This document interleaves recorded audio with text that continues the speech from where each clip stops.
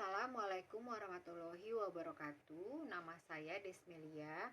Saya akan menjawab pertanyaan dari tugas neuroscience. Pertanyaan pertama mengenai bagaimana mekanisme terbentuknya persepsi dari stimulasi visual, auditori, dan pengecap.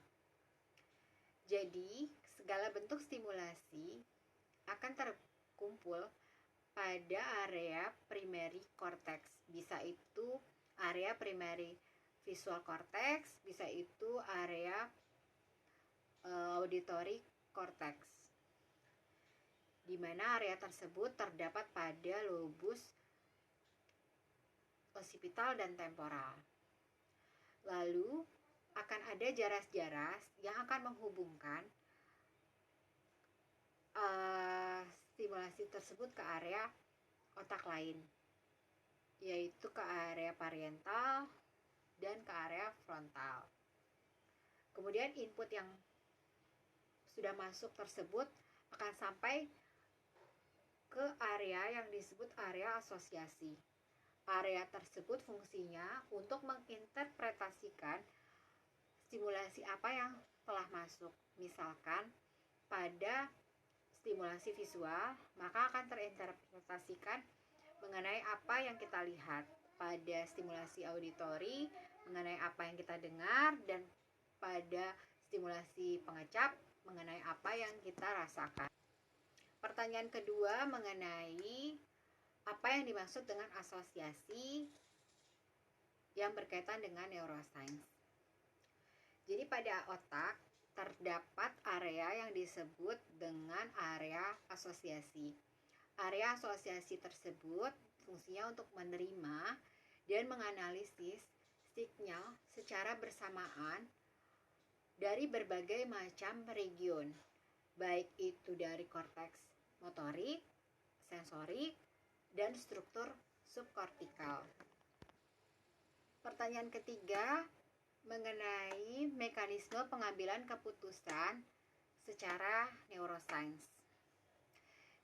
Jadi setelah stimulasi itu masuk, baik visual, auditori, bisa juga proprioseptik, kemudian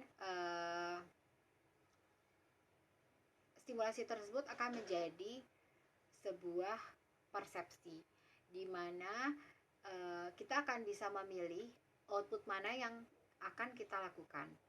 Bisa output dari visual, auditori, ataupun dari proprioseptik. Dilihat dari mekanismenya secara neuroscience, jadi ketika ada sensori, kemudian masuk ke persepsi dari area parietal ke frontal, di mana area frontal tersebut merupakan pusat motor planning. Kemudian baru akan kita bisa memilih secara sadar apa yang akan kita lakukan dan mana input yang harus kita respon, apakah dari visual, auditori, maupun bisa juga dari proprioseptik. Contohnya, misalkan saya sedang duduk, lalu secara bersamaan ada orang yang memanggil, dan secara bersamaan pula ada ballpoint yang jatuh. Nah, dari situ saya harus memilih mau melakukan tindakan apa yang terlebih dahulu. Misalkan saya memilih untuk menoleh, maka dari keputusan saya memilih untuk menoleh tersebut itu dibantu oleh beberapa bagian dari korteks. Yang pertama itu adalah basal ganglia, di mana fungsinya untuk merancang sekuensi dari gerakan, misalnya gerakan fleksi kepala atau untuk berdiri seperti itu. Kemudian dari bagian cerebellum, itu fungsinya untuk koordinasi dan keseimbangan, yang mana outputnya itu tetap dari area kortikal yang memerintahnya. Jadi kita bisa mengambil keputusan untuk melakukan sesuatu itu karena kita yang memilih sendiri secara sadar, dan kita juga bisa mengabaikan input sensori yang masuk karena kita tidak mau merespon.